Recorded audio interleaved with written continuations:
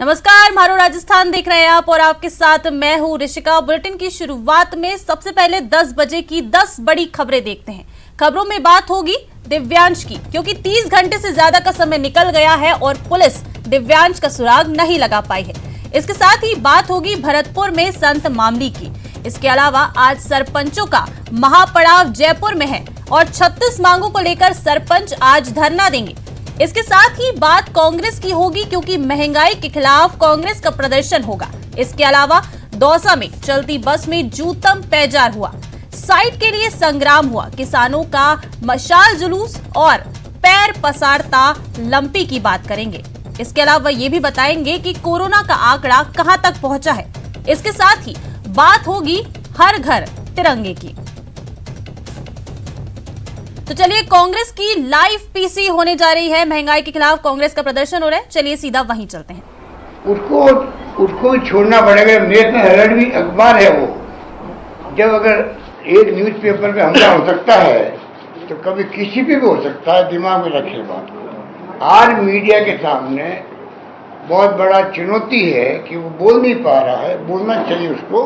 राहुल ठीक कह रहे हैं, वो हिम्मत नहीं दिखा पा रहा है। हिम्मत अपनी दिखाएंगे तो एक बात मैं कह के अपनी बात समाप्त कर देता हूँ। जो आपके मेरी बातें कहने की मेरे पास बहुत सारी, पर राहुल जी बैठे हैं तो मैं खाली एक बात आपको कह के अपनी बात समाप्त करना चाहता हूँ। जो मार्टिन लिनोमन ने कहा था,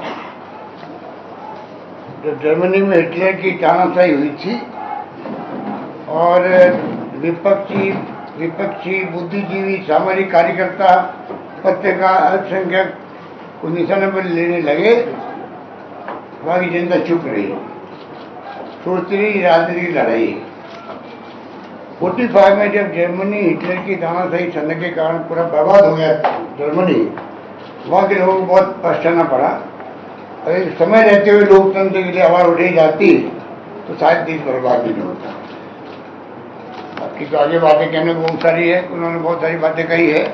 कहने का मतलब आज अगर चुप रहेंगे तो हमें इतिहास माफ नहीं करेगा। ये मैं कहना चाहता हूँ, निवेदन। एक बात कहकर मैं फिर बात खत्म कर रहा हूँ। पंडित नेहरू और जो जमाना था वो जमाने का, उनको मैं याद दिलाना चाहता हूँ, मोदी जी को और इनकी RSS के इनके आकाओं को। राष्ट्रीय ध्वज जो है, एक पैरा पढ़ के मैं बात करूंगा। हिंदुस्तान के राष्ट्रीय झंडे को अभी मैंने फहराया है। पंडित नेहरू कह रहे हैं अभी मैंने फहराया है, मतलब पहली बार मैंने फहराया था। क्या मतलब है?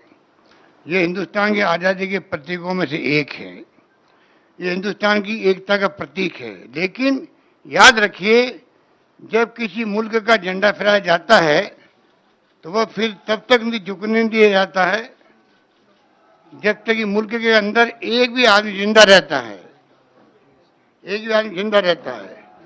आज आप लोग इस मौके पर इकट्ठे हुए हैं जबकि राष्ट्रीय कांग्रेस अपना सबसे ज्यादा महत्वपूर्ण अधिवेशन कर रही है और मुल्क की आज़ादी के लिए लड़ी जाने वाली लड़ाई में एक बड़ा कदम आगे बढ़ाने जा रही है। पंडित नेहरू कह रहे हैं आज जबकि आपने एक झंडा फहराया है, क्या आपके अंदर इस संकल्प की आग नहीं झदक रही है कि इसे झुकने नहीं दिया जाएगा? मैं चाहता हूं कि आप ये प्रण करें, इस झंडे की हिफाजत करने की पूरी ताकत आप में रहेगी और यह कि आज़ादी की खातिर आप अपनी जान को कुर्बान करने देने के लिए तैयार रहेंगे। जिस झंडे के नीचे आज हम खड़े हैं, जिसको आपने अभी सलामी दी है, वह किसी एक जमात का नहीं है, ये एक देश का झंडा है। अब तक अगर आपने किसी खास जमात के लिए मुल्क को नुकसान पहुंचाते हुए काम किया है तो आप गलती पर थे। वे सभी लोग जो आज इस झंडे के नीचे खड़े हैं हिंदुस्तानी है, न हिंदू है न मुसलमान है, बल्कि हिंदुस्तानी है। जिन स्वयंसेवकों ने आज इस झंडे को सलामी दी है, उन्हें इसकी इज्जत रखने के लिए अपनी जान तक देने के लिए तैयार रहना होगा। एक बार फिर याद रखिए कि जबकि ये झंडा फहराया जा चुका है, ये तब तक नहीं झुकने पाए जब तक कि एक भी हिंदुस्तानी मर्द, औरत या बच्चा हिंदुस्तान में रहता है। आप बताइए, 29 के अंदर पंडित नेहरू ने पहली बार झंडा फहराया था। अमृत महोत्सव मना रहे हैं। पिछले साल में कभी झंडे की बात की इन लोगों ने? उपलब्धि पिछले साल में किसकी कोई बात हो रही है उसकी? आप क्या चाहते हैं, देश को किस दिशा में ले जाना चाहते हो?